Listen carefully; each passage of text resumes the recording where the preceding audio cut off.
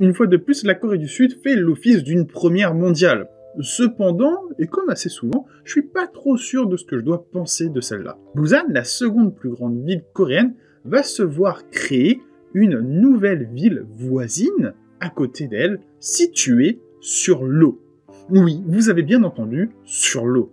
Alors pour commencer, comme moi, vous devez vous dire, bah, ça existe déjà, il y a des villes, il y a même des aéroports, hein, si on prend l'exemple de l'aéroport de Incheon en Corée du Sud, ce dernier a été construit sur l'eau, mais avec un processus totalement différent, tout comme les autres projets déjà existants partout dans le monde. L'aéroport est en réalité construit sur une île artificielle qui a nécessité tonnes et tonnes de sable ou autres matériaux afin de la créer.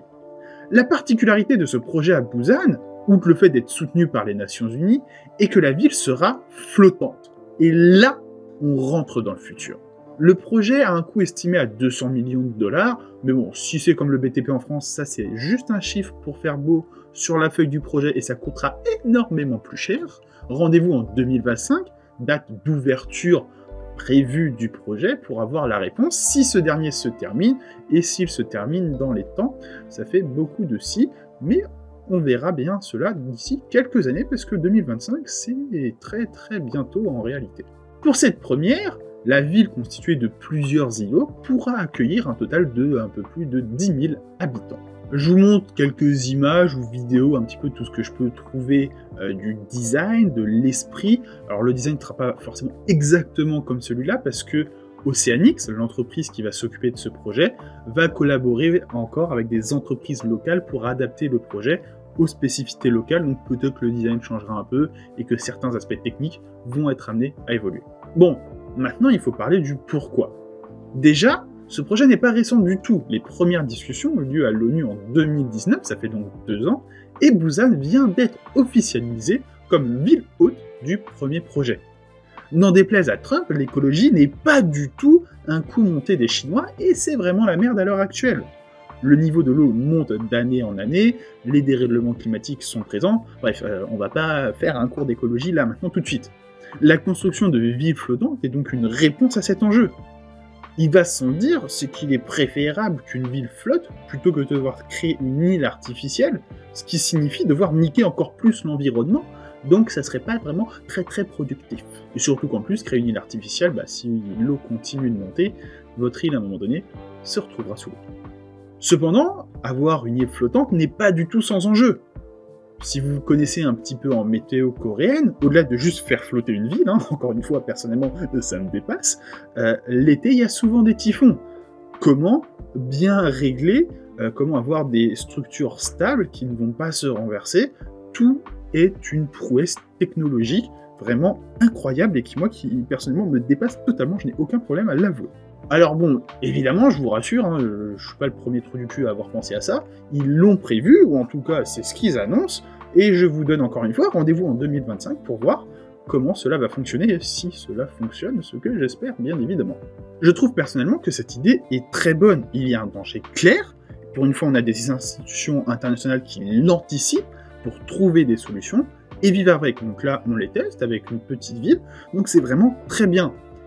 Mais pour moi, c'est quand même aussi un petit peu problématique de s'attaquer à comment vivre avec un souci dans un pays qui ne fait pas grand-chose pour éviter le dit souci.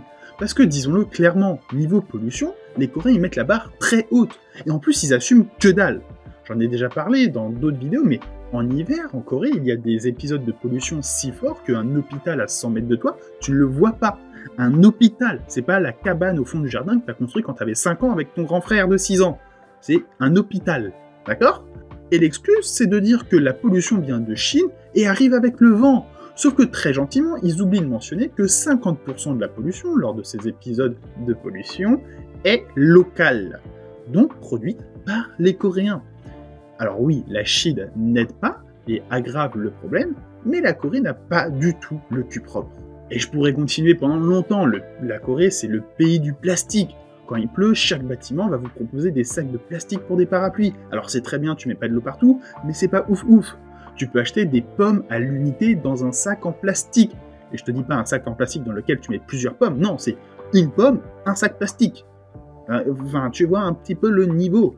Encore une fois, je vais pas étendre, je vais pas parler du fait qu'ils veulent passer aux tout voitures électriques, qui est une stupidité écologique, parce que je pense que vous avez compris l'idée, mais si ça vous intéresse, je peux faire une vidéo totalement dédiée à l'écologie en Corée du Sud. Dites-moi ça en commentaire. Donc personnellement, j'adore clairement le projet, et comme je l'ai dit, ça me dépasse. Techniquement, je n'ai pas l'once d'une idée de savoir comment tu peux faire flotter un bâtiment et accueillir, alors bon, sur plusieurs îlots, mais chaque îlot est capable d'accueillir 1500 personnes ou 1600 et quelques.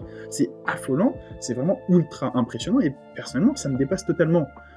Mais je pense qu'il ne faut pas non plus se focaliser que sur les solutions, au risque d'oublier notre responsabilité personnelle et collective, de devoir agir pour empêcher tout au plus ces dérèglements climatiques.